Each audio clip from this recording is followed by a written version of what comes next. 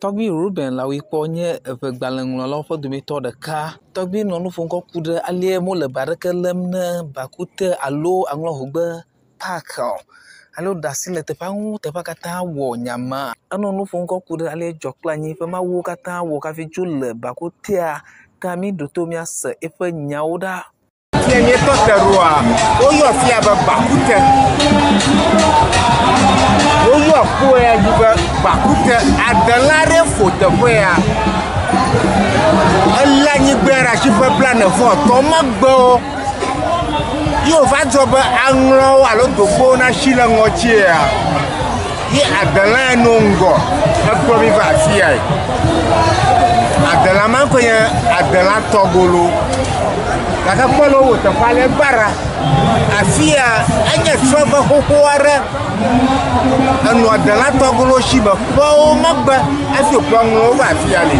Kpɔlo wo teƒea gbara. Teƒea va zɔ aɖukpodzi. Fɔdziteƒe, aɖuɖɔɖɔƒe. Trɔveviwo nɔ fia kpɔ wodze dzɔ kple anyi trɔwo. Eƒe fiawo ɖe ŋka wɔm wole. Míaƒe dufiawo, míaƒe awɔmefiawo, míaƒe avatadɔ, míaƒe ɖusifiagãwo kple míaƒe fiagãwo ɖe dɔ ke nye woƒe dɔdeasiawo. Edzesiwo ƒe dɔdeasiwo. Ena fiawo nanya míaƒe awɔmefiawo, míaƒe avatadawo, míaƒe ɖusifiagãwo kple mía fiagãwo nanya be evenyigba nɔ ɖe atadzi na wo. Ele bɔtso ɖe le me. Menye fiawo nava ava de asi me na wo ye ko dzi míele o. Mi trɔ si míaƒe dekɔnuwo nu, mi le míaƒe lekenuwo ɖe te. Aŋɔdɔ na fɔ, ema me nɔ mi aŋɔdɔ to yim. Fiawo míaƒe dekɔnuwo gblẽm, dekɔnuwo tɔgbi gbenya. Adela tɔgolo wolé etu ɖe dzi hafi mi va, wo dekɔnuwo gblẽ.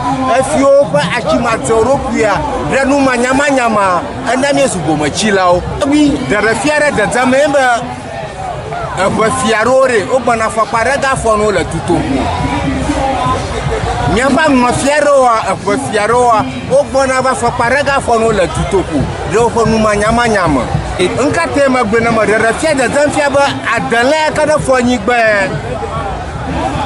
hafi kplɔ mi va anyigba dzia, wo veve sem le afiwo le. Adela ma ku mewui o, ɖodzo anyigba dzi agbagbe. Eya nye adela tɔgolo. Ɖodzo anyigba dzi agbagbe ƒuƒu esi ne ʋeduwo katã dzo le anyigba dzi va ku ɖe fi me. Egba edze vevesese nɛ be yeƒe dzɔkplanyi mawuwo nɔƒea eva zu aɖukpodzi. Egba ko leke gblɔm megbawo le. Efiawo ɖe, awɔmefiawo ɖe, aʋadadawo ɖe, ɖusifiagãwo ɖe, miafiagãwo ɖe. Wo dzi eduɔnɔe ɖe, woƒe atadzi eduɔnɔe ɖe. Leke gblɔm wole. Míaƒe dzɔkplanyi teƒe yɔ fie tɔgolo ƒe adekanyigba ŋutɔŋutɔ wòle. Woyɔ fia tsã be bakute. Fie dzɔkplanyi trɔwo lea, leke gblɔm fiawo le. Mewuwo se veve, mewuwo kpo dziku, mewuwo dɔ wòle be woawɔ no, wolé ʋedu ɖe te, atu ʋedu ɖi, womegawɔm na o. Te mewuwo gbugbɔ ɖe megbe.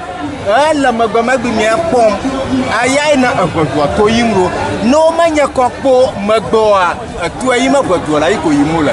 Ɖe woanye kɔ kpo megbe, edɔe adela tɔgolo wɔne wa, akpedada ɖe lia wɔ de nɛ. Ŋkuɖodzenu ɖe lia wɔwɔ nɛ, nutɔxɛ ɖe lia wɔwɔ nɛ, nyɔnyɔ ɖe lia wɔwɔ nɛ hafi ʋedua na nyɔ. Xɔma me no mia, gbe ɖe awɔmefiawo, gbe ɖe aʋadadawo, gbe ɖe ɖusifiagãwo, gbe ɖe miafiawo gã be ɖe. Wo ƒe tadzi aŋlɔdoa anyi nɔm ɖolo. Menye nenema o. Asi ɖe ɖe afia nu, akpasese wòva dzɔe. Menye trɔ̃gbe lɔɖo o, nye be woadzo le afia o. Akpasese wòle be va ƒo vea le. Afi ma le na be dzɔkplanyi ƒe mawuwo woadzi teƒe na wo ɖokuiwo. Ne womegbugbɔ ewɔsitɔtrɔ elé dekɔnu kple dzɔkplanyi mawuwo ɖe te oa, aŋlɔdoa to yim ɖe woƒe tadzi lo, gblẽ no.